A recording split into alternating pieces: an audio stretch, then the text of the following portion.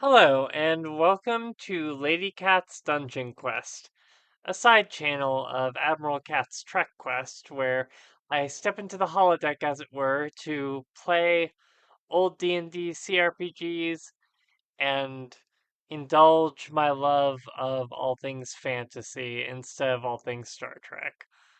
So, we're returning to, what is this, our fourth episode now of Champions of Krynn, starting with the first game in the trilogy, in the classic Gold Box Dragonlance trilogy, because uh, I, I grew up always trying to play the final game, the Dark Queen of Krynn, and I did pretty well. I got pretty far, but like ever since I got the games on GOG as an adult, like I can't beat the first battle in that game. So I figure I'll level my characters through the first two games and get all the badass equipment I can, so I don't just have the shitty starting gear that's just +2 long swords and shit. And maybe I'll have a better chance. In this episode, I think we're gonna talk actually about the Dragonlance Chronicles trilogy, the books, and the either wonderful or unfortunate animated movie. Ooh, some clerics and hobgoblins attack. Others run through the wall in the southwest corner of the room. What do you do? Attack. Um, we're gonna talk maybe a bit about the either wonderful or horrible animated movie of the first book in the trilogy, Dragons of Autumn. See, I haven't read the books in so long, I can't even remember the damn names of the book. I think it's Twilight? Dragons of Autumn Twilight? I was thinking that was the winter one, but no, the winter one is Dragons of Winter Night. Then you've got Dragons of Spring Dawning. Then Dragons of a Summer Flame is like a whole new series.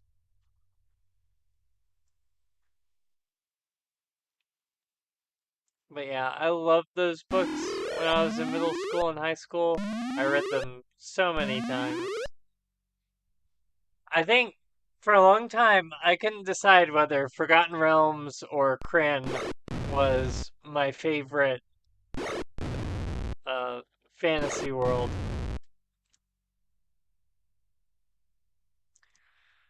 But like this was before the Lord of the Rings movies came out.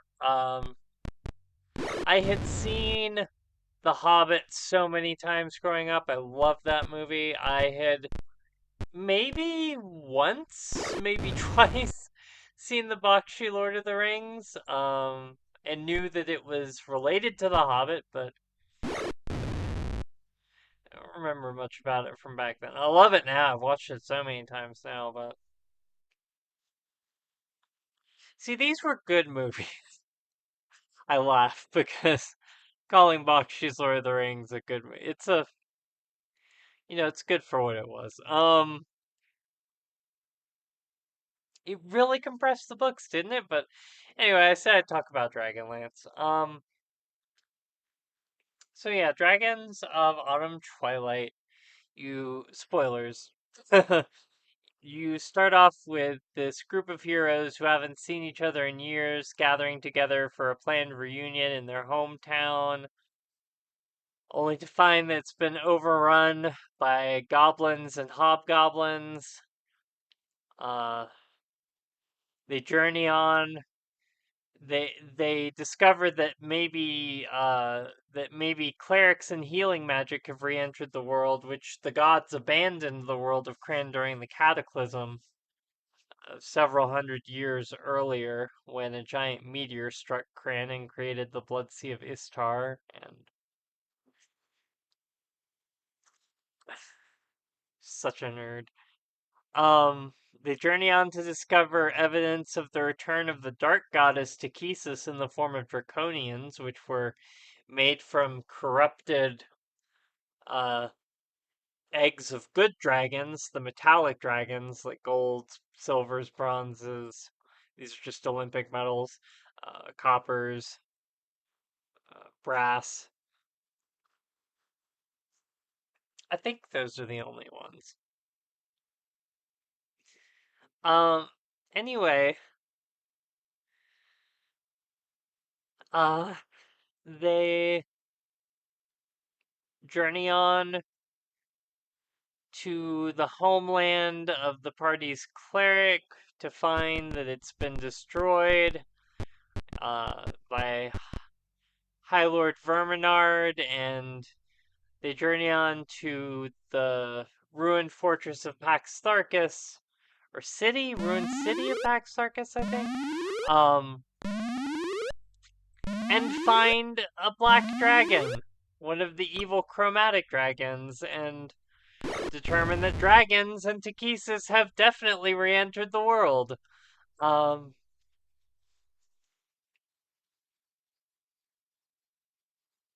so much of the series is like searching for, well, if the dark goddess has returned, then where are the gods of light? Um, and it turns out that, again, spoilers. I'm gonna ruin the whole series for you if you hadn't read it. Um, Turns out that the main god of light, Paladine, has been wandering around Krynn in the form of this bumbling old wizard named Fizbin, who can't cast a spell right to save his life, literally. Casts Feather Fall and gets the feathers, but not the feather fall.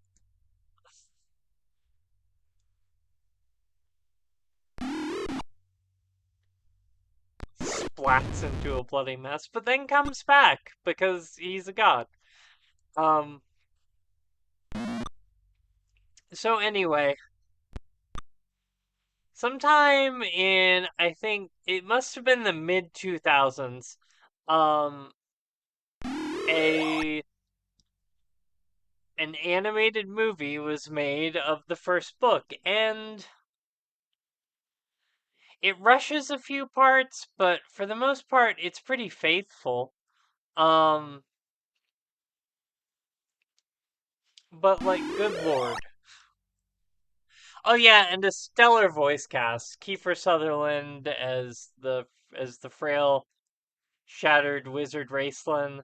Um, Lucy Lawless as the barbarian cleric Goldmoon. Um,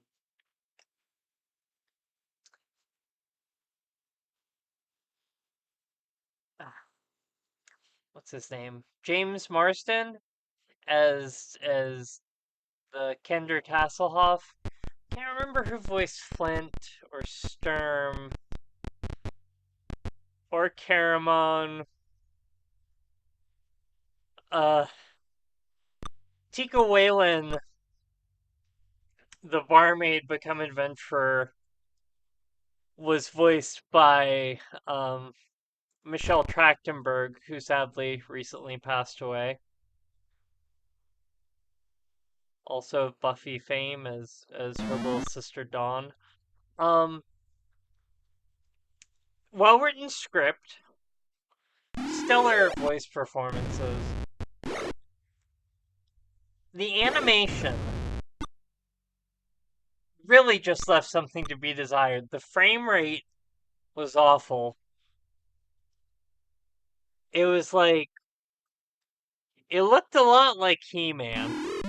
It looked a lot like a slightly updated version of He-Man style animation.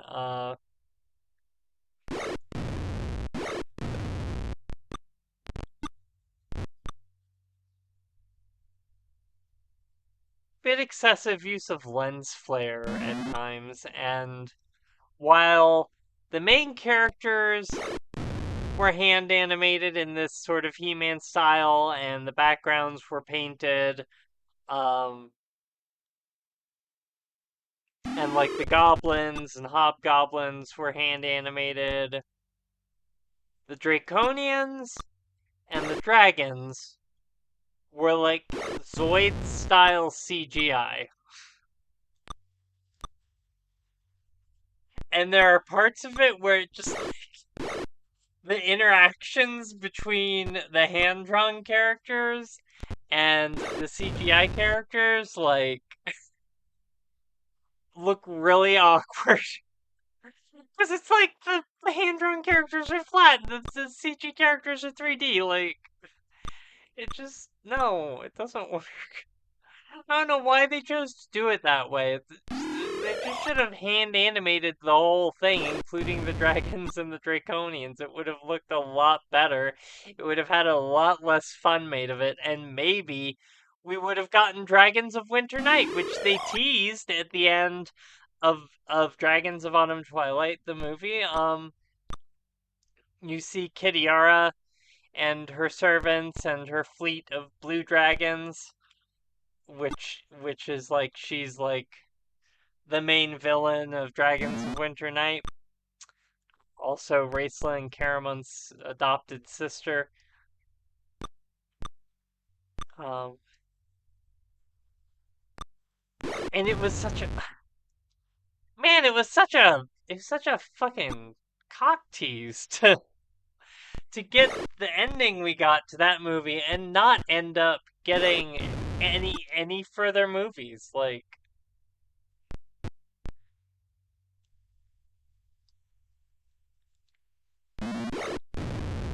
the animation choices were the worst part of the movie.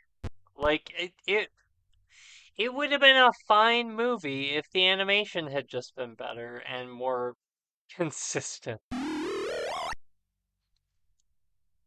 But because the animation was horrible and they made this super awkward choice of mixing hand drawn and CGI animation, it was lampooned and they couldn't convince the studio to fund a second movie, and that was it for the Dragonlance movie franchise. I still hope and pray that maybe we can get like a live action movie or TV series for these books someday.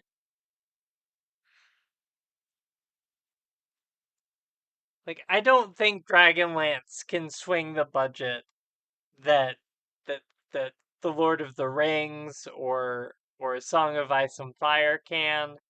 By the way, if you want to hear me ranting about stuff in the House of the Dragon fandom, check out my Let's Play of Icewind Dale, specifically episode 6, where I talk about some absolute bullshit in the House of the Dragon fandom. And I talk a bit more about House of the Dragon and Game of Thrones in that series because I have a couple of characters named after characters in both of those series.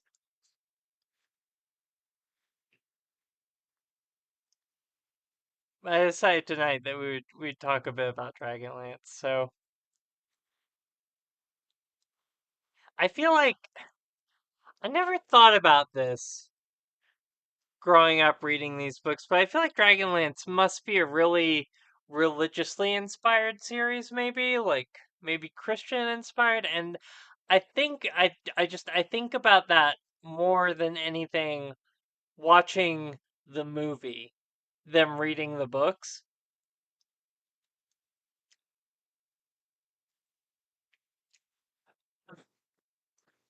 Excuse me,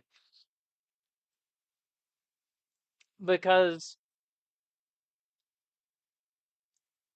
in the books you've got this whole like the gods abandoned Krynn, and you've got the seekers who are named that because they're seeking the new gods which don't exist. Um, and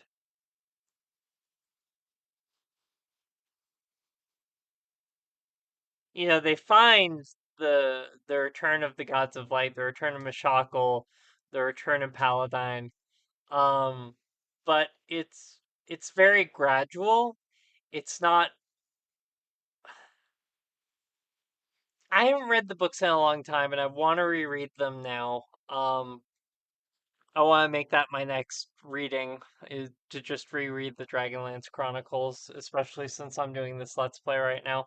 But it feels like it's more gradual and subtle in the books, whereas in the movie, there's this whole really strong, really just like overplayed, like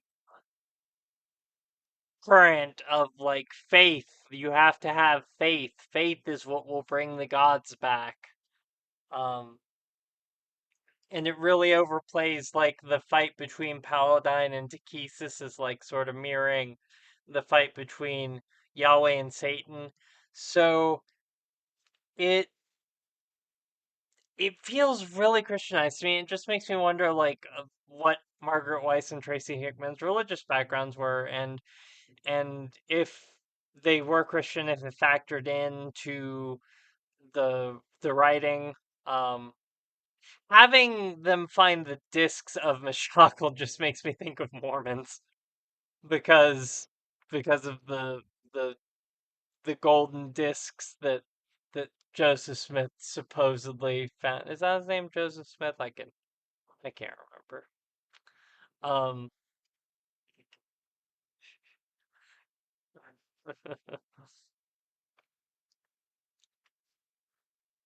just makes me think of the Mormon vampires of Twilight.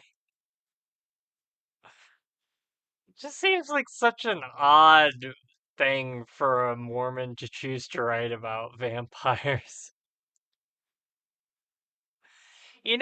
I think those movies, the Twilight movies, I think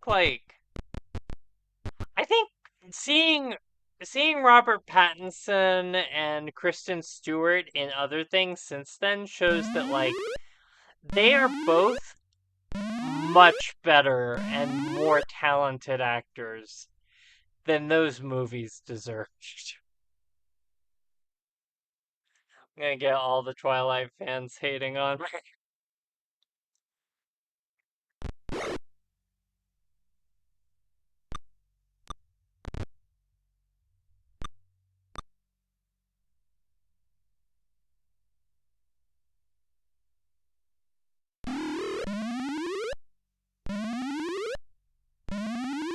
But like, if you're here and you're watching this, then I imagine you probably have read at least one Dragonlance book, if not more, because otherwise, why would you have any interest in this gold box game about Dragonlance? So if you have read the Dragonlance Chronicles trilogy and you have, excuse me, and you have not seen the Dragons of Autumn Twilight animated movie, oh, Goddess Takesis, you have to see it. It is an experience.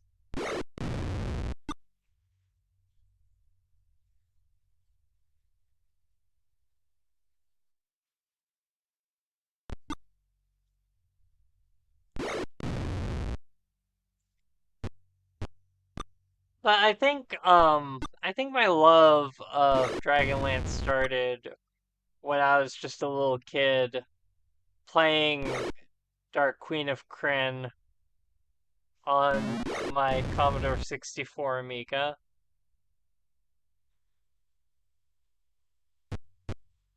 knowing nothing about the Chronicles trilogy or the backstory or anything, just like I thought the Draconians were cool as fuck because they're like dragon people and when they die, they like turn to stone and trap your weapons, or they explode, or turn into pools of acid, or like.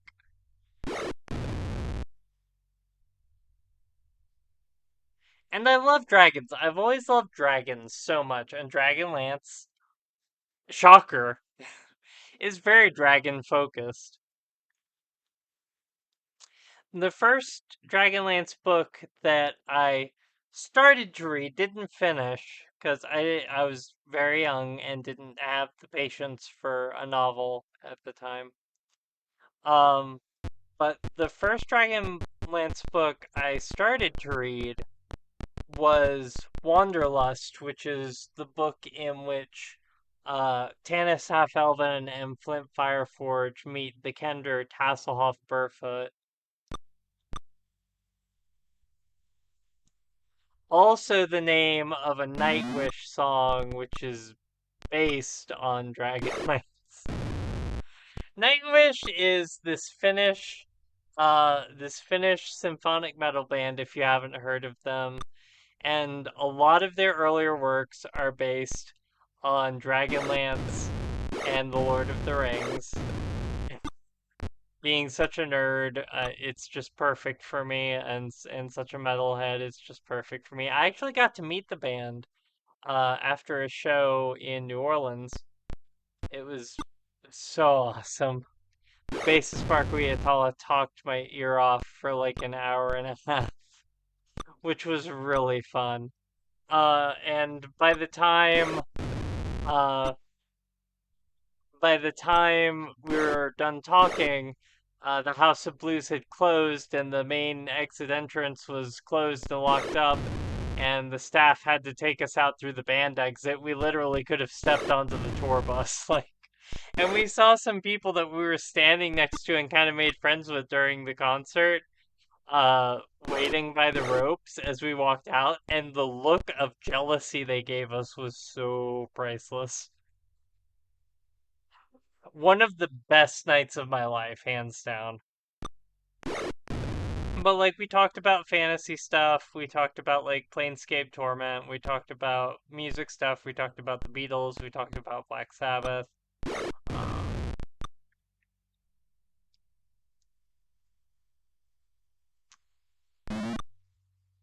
we talked about their music, of course, a bit. I asked him how long it took for him to grow his forked beard out, and he didn't answer me. It almost felt like like the way he continued the conversation about other stuff was like, come on, you're a real fan. You're better than asking a dumb question like that. Let's keep talking about all this actually interesting stuff that we have in common. Um, yeah, Freya died in this combat, and she didn't just unconscious die. She actually died. So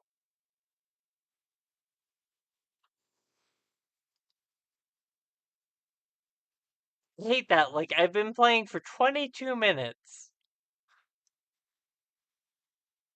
and I lose my dwarf, and like I don't know if you even ever have access to Raise Dead or Resurrection in this game at any point, but if you do, it's definitely not this early. So we're just gonna close the game and open her back up and pick up from where we started. That's frustrating.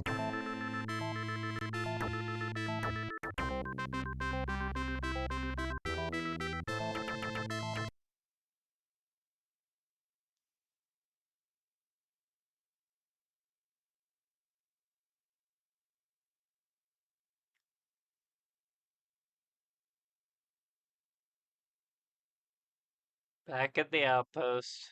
Go walk all the way to throttle, go back through everything I just did. Just strategize a little bit better. I think I just got some unlucky rolls.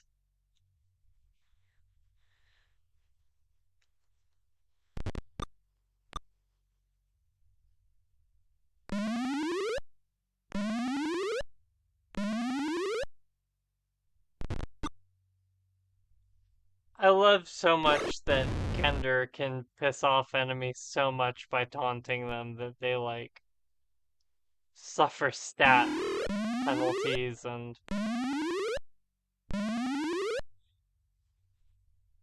want to focus on nothing but killing the Kender.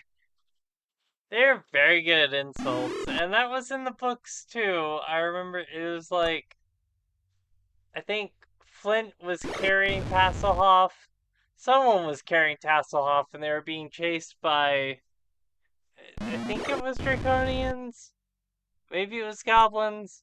And he just starts shouting out all of these taunts, and it's just pissing them off so much, and they're chasing them with all that much more vigor. And whoever's carrying Tasselhoff is like, would you just fucking shut up? Things are bad enough as it is without you making it worse.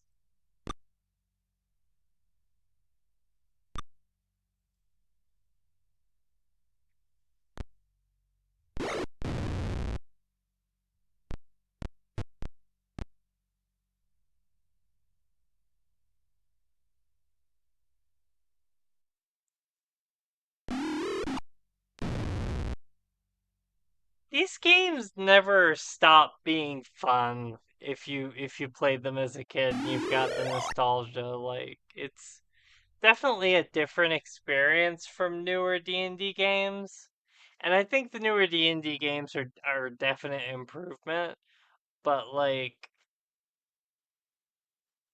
even as like convoluted and like everything is the combat system in this is, it's and turn based and like tactical and everything. It's like it's still fun. Like to this day.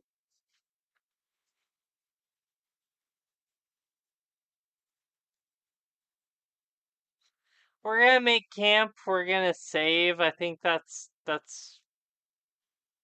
well, we're gonna heal memorize spells first, but after that we're gonna save and I think this is gonna be it for this episode.